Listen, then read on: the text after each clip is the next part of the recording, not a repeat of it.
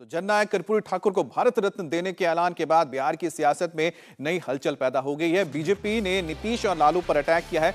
सुशील मोदी ने कहा कि लालू यादव और नीतीश कुमार केंद्र में लंबे समय तक मंत्री रहे, लेकिन दोनों कर्पूरी ठाकुर को भारत रत्न क्यों नहीं दिलवा पाए। ये काम कोई दूसरा नहीं कर सकता था। ये ताकत का नरेंद्र मोदी की है कि गरीबों के लिए लड़ने वाले व्यक्ति को उन्होंने भारत रत्न, जो भारत की सर्वोच्च नागरिक सम्मान है, वो देने का ऐलान किया है। कर्पूरी जी की पूरी जिंदगी गरीबों के प्रति समर्पित थी।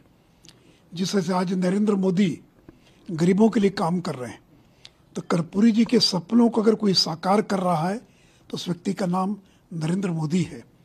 कर्पूरी ठाकुर ने 1978 में पहली बार बिहार के अंदर पिछड़ी जातियों के लिए आरक्षण लागू किया था, और पिछड़ी जातियों में जो अति पिछड़ी जातियां हैं उनको सबसे ज़्यादा 12% का आरक्षण दिया था। महिलाओं के लिए 3% का आरक्षण, और ऊंची जाति के गरीब लोगों के लिए 3% का अलग से आरक्षण का प्रावधान किया था। और यही काम नरेंद्र मोदी ने किया कि ऊंची जाति के गरीब लोगों को 10% का आरक्षण, महिलाओं के लिए 33% का आरक्षण। तो जो काम कर्पूरी जी ने अपने मंत्रित्व काल में किया, उसको आगे बढ़ाने का काम नरेंद्र मोदी ने किया है। और नीतीश कुमार, लालू यादव, जो अपने आप को कर्पूरी जी का अनुयायी कहते हैं, और वो मांग करते थे कि भारत रत्न मिलना चाहिए, लेकिन लालू जी आप तो 5 साल रेल मंत्री थे, यूपी की सरकार के बड़े ताकतवर मंत्री थे, क्यों नहीं कर्पूरी जी को आपने भारत रत्न दिलवाया। श्री नीतीश कुमार तो अटल जी की सरकार में मंत्री थे, क्यों नहीं कभी उस समय उन्होंने वो दिलवा पाए।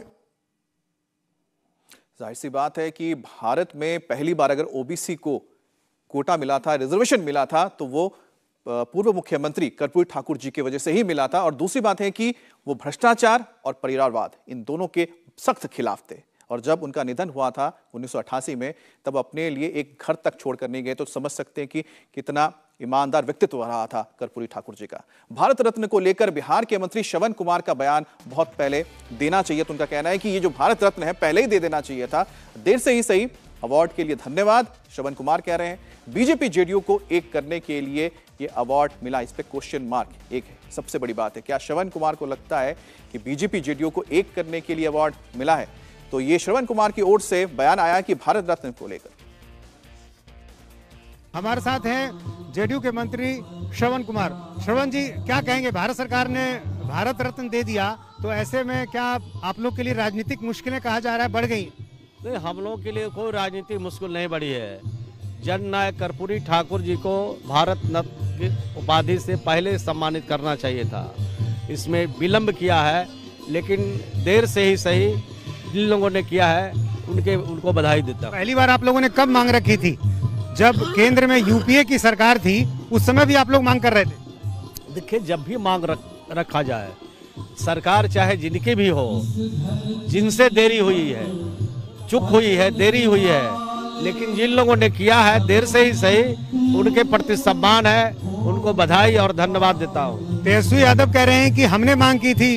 एक वीडियो उन्होंने जारी किया है ट्विटर पे कि जब प्रधानमंत्री यहाँ आए थे तब हमने ये मांग रखी थी।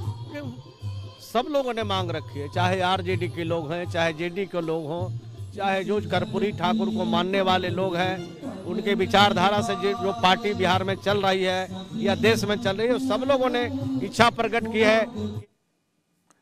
और हमारे साथ इस वक्त हमारे संवाददाता नीतीश चंद्र भी जुड़ गए हैं। नीतीश, डिलीट कर दिया जाता है पहला वाला ट्वीट, और दूसरा जो ट्वीट आता है नीतीश कुमार का, तो उसमें धन्यवाद नरेंद्र मोदी लिखा जाता है। क्या मायने हैं इसके?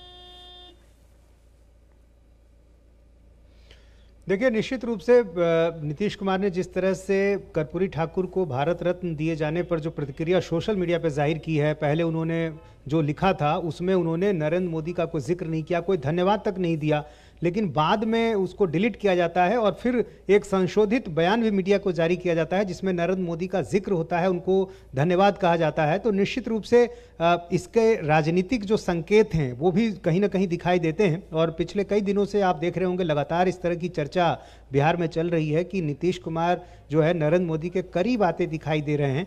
और कई इस तरह के बयान भी सामने आए जिससे ये बातें और मजबूत हुई हैं। और अब चूंकि अति पिछड़ा वोट बैंक जिससे कर्पूरी ठाकुर आते हैं और एक बहुत बड़ा वोट बैंक है, चूंकि देखिए ये निर्णायक वोट बैंक है, ये तबका जिधर जाएगा माना जाएगा कि सत्ता उसके हाथ आएगी। और नीतीश कुमार इसी वोट बैंक को लालू यादव से छीनकर अपने पास लाए थे और इस वजह से उनको सत्ता मिली थी। अब जब 2014 में नरेंद्र मोदी आए उसके बाद इस तबके पर बीजेपी ने भी अपनी पकड़ बना ली है और अब ऐसे में ये अति पिछड़ा वोट बैंक बीजेपी या नीतीश कुमार किसके पास जाएगा, यही तय करेगा कि बिहार में आगे सत्ता की कुर्सी पर कौन बैठेगा। तो निश्चित रूप से एक मास्टर स्ट्रोक कहा जा सकता है। केंद्र सरकार ने जिस तरह से जन्म शताब्दी के ठीक एक दिन पहले भारत रत्न की घोषणा की है कर्पूरी ठाकुर को, चूंकि यह मांग पहले भी की जा रही थी, परिवार के लोग तक कह रहे हैं कि यूपीए की सरकार में भी यह मांग की जा रही थी, लेकिन दिया तो नरेंद्र मोदी ने। तो जाहिर एक बड़ा संदेश गया है उस अति पिछड़ा वोट बैंक को। और चूंकि खुद नरेंद्र मोदी पिछड़ा वर्ग से आते हैं तो ऐसे में अब यह दिलचस्प होगा देखना कि आने वाले चुनाव पर इसका क्या असर होता है। बिल्कुल नीतीश, अब देखना होगा चुनाव पर इसका क्या असर होता है, लेकिन परिवार ने इसको लेकर अपनी खुशी व्यक्त की है।